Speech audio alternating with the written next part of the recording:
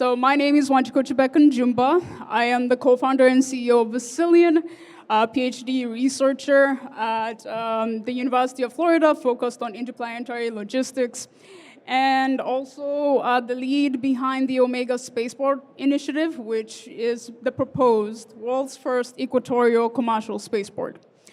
So, all of that being said, what is this talk about? So currently, on one hand, the commercial space sector is booming with over 30 active or planned commercial spaceports worldwide, and mega constellations reshaping how we connect on Earth. On the other hand, our systems are fragmented. Every spaceport so far has to reinvent the wheel based on its various locations, and every emerging space nation struggles, to break into an ecosystem that fundamentally wasn't built for them. And then also, with all of that being said, that is why I'm here to present to you the Integrated Network for Commercial Spaceports, the INCS, and its orbital component being the Space Operations and Deconfliction Center, the SODC, which I'll be touching on with this presentation.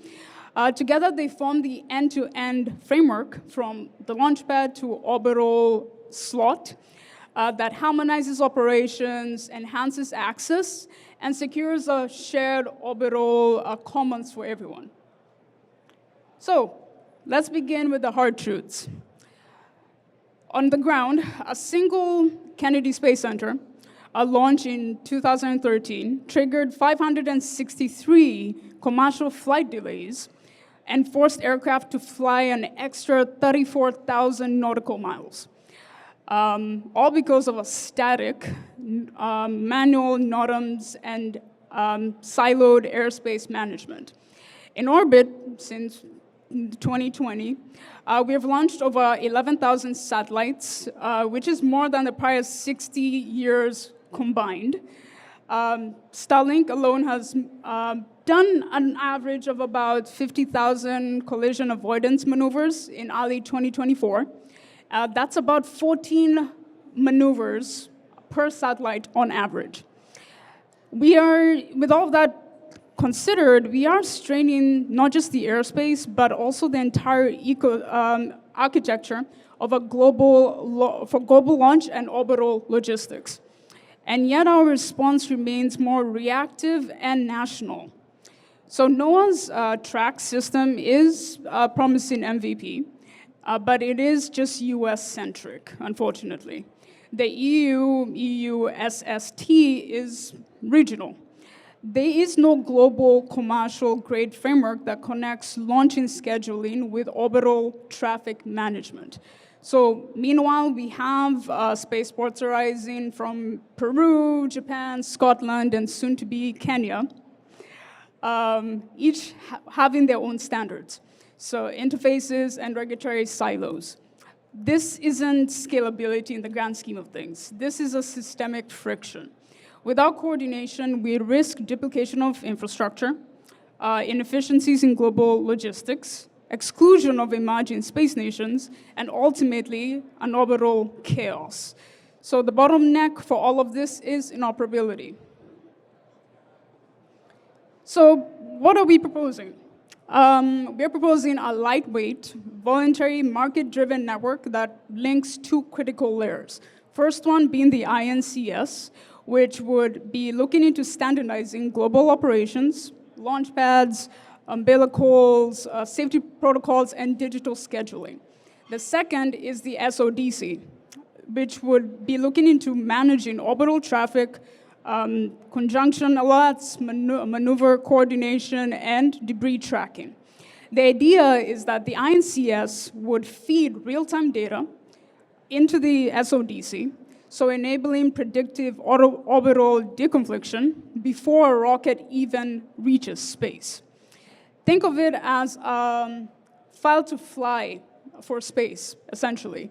So modeled after aviation, but built for the velocity for the new space sector. This framework complements existing institutions, as you can see, for regulatory scope, for development, equity, and orbital networking. So the INCS and the SODC would be focused on being operational, technical, and commercial, designed to move at the speed of business and not be just a bureaucracy.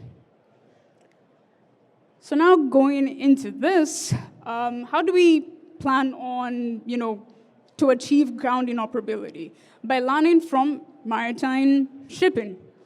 The ISO container didn't just standardize ships, but it actually standardized interfaces. Similarly, the INCS wouldn't dictate how you build your spaceport.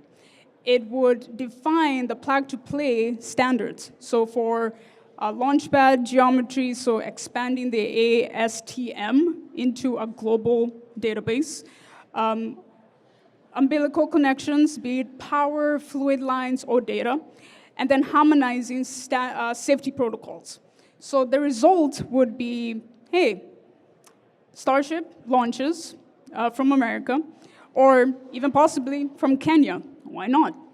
Landing for refueling in Scotland and then be serviced in Japan, all using identical interfaces.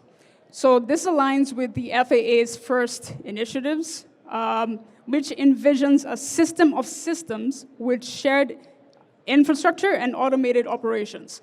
But standardization alone really isn't enough. We also have to consider intelligence. So moving on to the second pillar, enter the SpaceSync. So this would be an AI-powered platform that serves as a central nervous system of the INCS. So SpaceSync would be able to do at least three things. Dynamically schedules launches using real-time weather, range availability, and vehicle health. Second would be deconflicts any global airspace in real time, so minimizing NOTAM's disruptions. And then third, feeds trajectory data into the SODC to predict and prevent orbital conjunctions before they occur. So modeled after Rotterdam's AI-driven port operations, the SpaceSync turns launch coordination from a manual, hours-long process into a tactical, file-to-fly experience.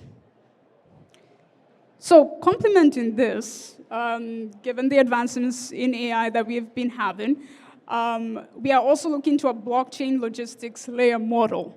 So using the Veripart inspired architecture, the goal is to create a tamper-proof and end-to-end traceability for every bolt, battery, and payload, enhancing insurance confidence, supply chain integrity, and regulatory compliance. So embedding data sovereignty through the international data spaces, the IDSA connectors. This means an emerging space nation like Kenya can host a SODC edge node, contribute greatly to the space domain awareness. And while retaining full control over its national data. So sharing model updates with others, but not its raw data. Mechanism that can be replicated for any nation, which makes it fantastic. So ensuring the INCS is sovereign by design. Now, with the third pillar for all of this is now let's talk about who gets to participate in all of this.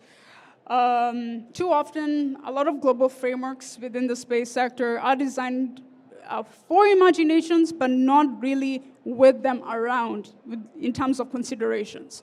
So the INCS flips this model.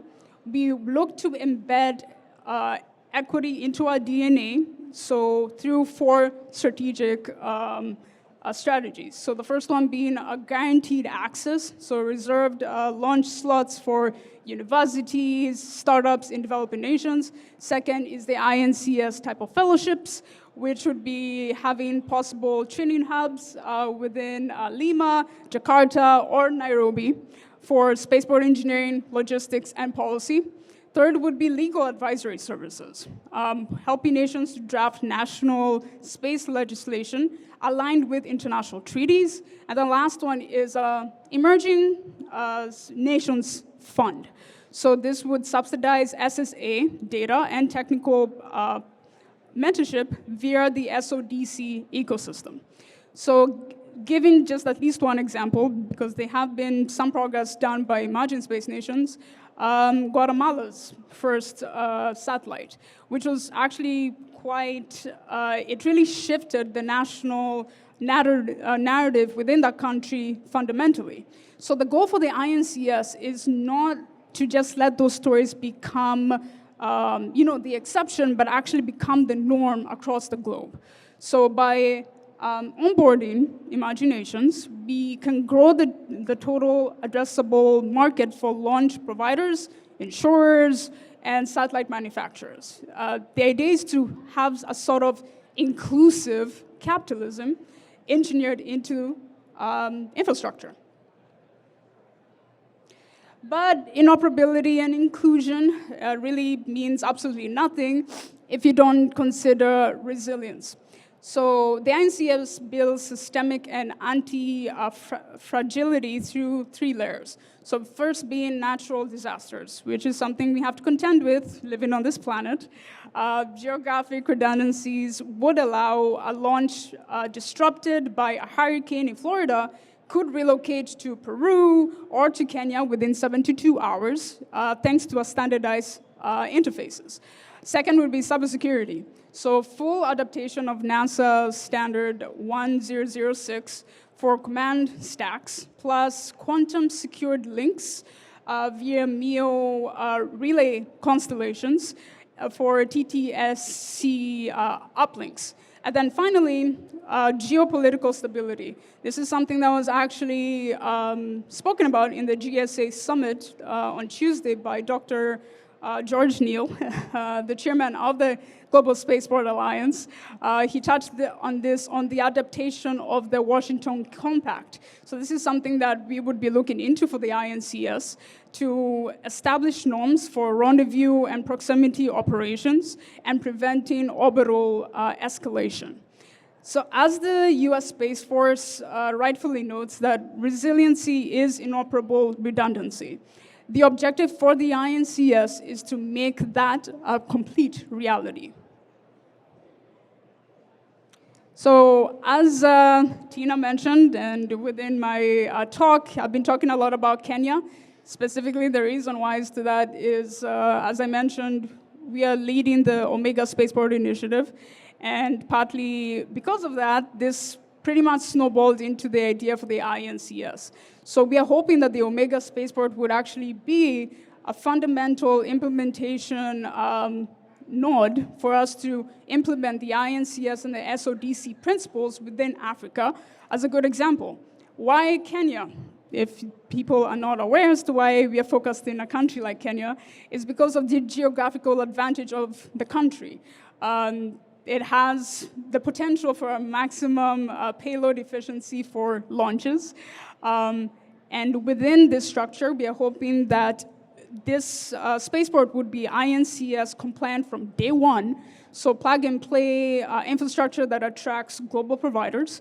And then the SODC Edge node, as I mentioned, we're hoping to host that within Kenya while having this facility, so contributing to a global SSA while maintaining data sovereignty for the country. And then peri-urban development, because at the end of the day, we want Kenya to be centering ownership and have local benefit from having such a facility in its country. So through Omega, we are hoping that it can help set the example, a concrete example for this framework, and Kenya can be co-architect with the global framework. So now, towards all of this, how do we exactly build this? That is a huge, huge, nice question to have. So we are looking at this as a pragmatic, phased roadmap. We are looking into phase 1 currently, looking into founding a coalition, chapter development, and the SpaceSig MVP to try to prove the concept. Then later on would be the second phase, where we would be looking into piloting the blockchain logistics, as I mentioned, and integrating into the US and EU airspace corridors. And the final phase would be looking at a full SODC interoperability. So automated SDAMs for all INCS launch payloads and global certification. So all of this, in a nutshell, is that the decisions that we make within this specific decade will shape interplanetary civilization for centuries to come. So I look at this as letting us ensure that humanity's multiplanetary future is just, resilient, and co-created. So thank you very much for attending my talk. If you want to talk to me one-on-one about all of this, please feel free. If you wish to collaborate with such a initiative, please feel free to come see me. Obviously, the glasses are right here if you want to find me. But if you so wish to connect to me on LinkedIn, please feel free to scan the QR code. Or if you want to send me an email directly, please feel free to do so.